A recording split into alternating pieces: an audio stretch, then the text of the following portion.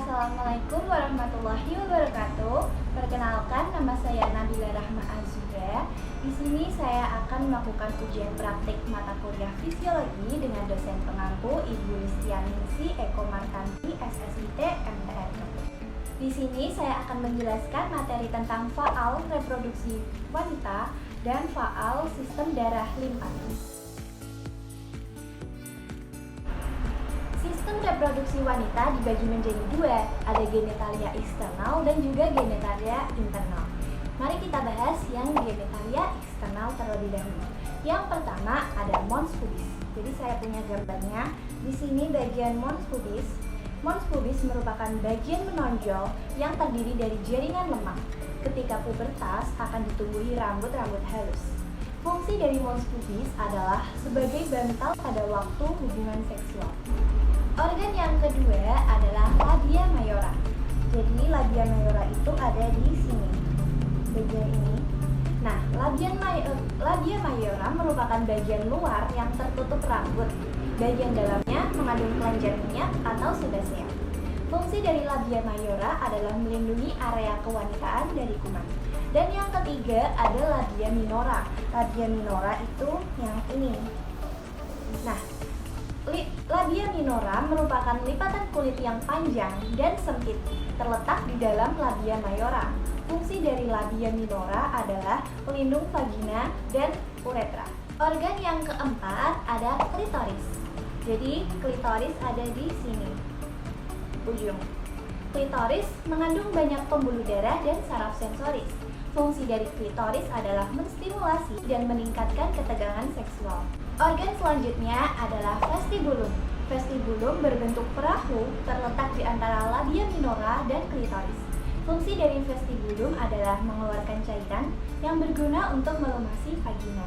Selanjutnya ada perineum. Jadi perineum itu ada di sini. Perineum adalah area di antara otot vagina dan anus. Fungsi dari perineum adalah pengontrol aktivitas, buang air besar dan buang air kecil. Genitalia eksternal yang terakhir adalah himen atau selaput darah. Jadi himen itu ada di bagian sini. Nah, himen atau selaput darah merupakan jaringan yang menutupi lubang vagina. Sifatnya rapuh dan mudah robek. Fungsi dari himen merupakan menyaring kotoran agar tidak langsung masuk ke dalam vagina. Setelah kita mengetahui genitalia eksternal, sekarang kita akan membahas tentang genitalia internal. Genitalia internal yang pertama adalah vagina. Jadi, di sini adalah bagian dari vagina.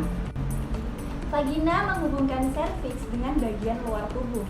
Fungsi dari vagina sebagai jalan lahir bayi dan keluarnya darah ketika menstruasi. Nah, setelah dari vagina, kita akan naik ke uterus atau rahim. Uterus atau rahim memiliki tiga bagian utama. Yang pertama ada fundus uteri, yang kedua ada corpus uteri. Di sini tempatnya janin berkembang. Dan yang terakhir ada cervix uteri. Uterus atau rahim memiliki tiga dinding. Yang pertama ada endometrium. Endometrium berperan penting dalam peluruhan siklus haid. Dan yang kedua ada myometrium. Myometrium menghasilkan gerakan pendorong saat bersalin, atau yang biasanya disebut dengan kontraksi his. Dan yang terakhir adalah perimetrium visceral. Perimetrium visceral menguatkan uterus. Fungsi dari uterus itu sendiri yang pertama ada peluruhan darah haid serta tempat terjadinya implantasi, retensi, dan nutrisi bagi janin. Setelah kita dari uterus, kita menuju ke tuba fallopi. Tuba fallopi merupakan saluran ovum yang berjalan lateral ke kiri dan ke kanan. Fungsi dari tuba fallopi yang pertama ada mengantarkan ovum dari ovarium ke uterus. Dan yang kedua ada menyediakan tempat pembuahan. Dan yang terakhir adalah saluran ovum yang telah dibuahi menuju ke rahim. Setelah kita dari tuba fallopi, kita menuju ke ovarium. Ovarium berbentuk bulat telur terletak di sisi kanan dan kiri uterus. Fungsi dari ovarium adalah memproduksi ovum, menghasilkan hormon, estrogen dan progesteron. Kita lanjut ke hormon-hormon yang berkaitan dengan sistem reproduksi wanita. Yang pertama ada hormon GnRH atau gonadotropin releasing hormone. Fungsinya menstimulasi hipotesis anterior untuk memproduksi dan melepaskan hormon gonad.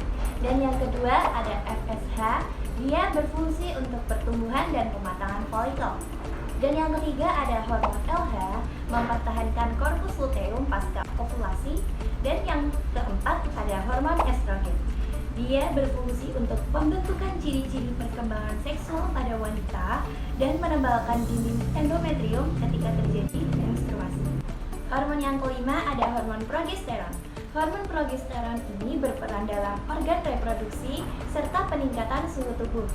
Dan yang hormon keenam ada hormon HCG, meningkatkan dan mempertahankan fungsi korpus luteum. Dan hormon yang terakhir ada hormon prolaktin. Hormon ini berfungsi memproduksi dan sekresi air susu ibu. Darah adalah jaringan cair yang terdiri dari dua bagian. Yang pertama ada bagian interseluler. Interseluler berisi cairan yang disebut dengan plasma darah. Yang kedua ada unsur-unsur padat berupa eritrosit, leukosit, trombosit, dan hemoglobin. Mari kita bahas yang pertama, yaitu plasma darah. Plasma darah memiliki komposisi 55% berisi cairan dan 45% berupa sel darah. Fungsi dari plasma darah adalah mempertahankan asam basa darah, mempertahankan tekanan koloid, sebagai media transportasi bahan organik dan anorganik, serta sebagai media sirkulasi elemen darah. Selanjutnya ada eritrosit. Eritrosit berbentuk bingkongkap dan tidak berinti. Fungsi dari eritrosit yang pertama ada membawa hemoglobin, yang selanjutnya ada membawa enzim karbonik anhidrase, dan yang ketiga ada acid base buffer, keempat ada transport oksigen, serta pengatur pH. Selanjutnya ada leukosit.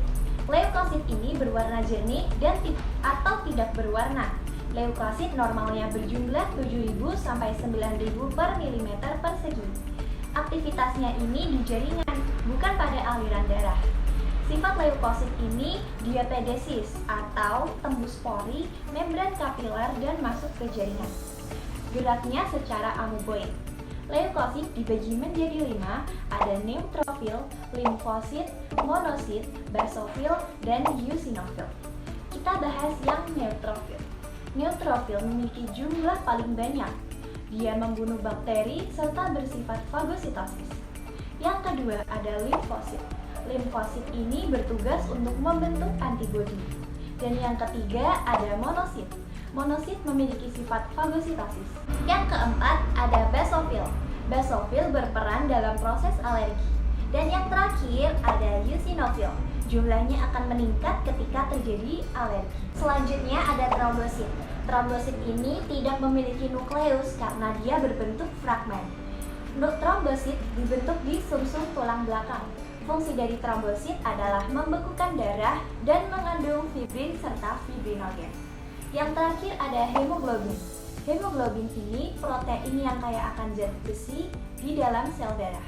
Fungsi dari hemoglobin adalah yang pertama, mengangkut oksigen ke seluruh tubuh, memberi warna pada darah, mengangkut karbon dioksida ke paru-paru, serta mempertahankan bentuk eritrosit. Selanjutnya kita akan membahas mengenai sistem limfatik.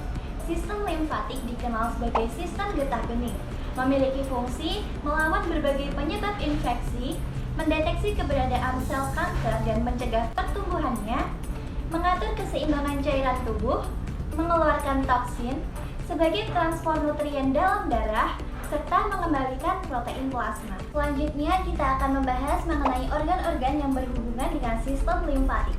Organ-organ yang berhubungan dengan sistem limfatik yang pertama ada tonsil atau amandel.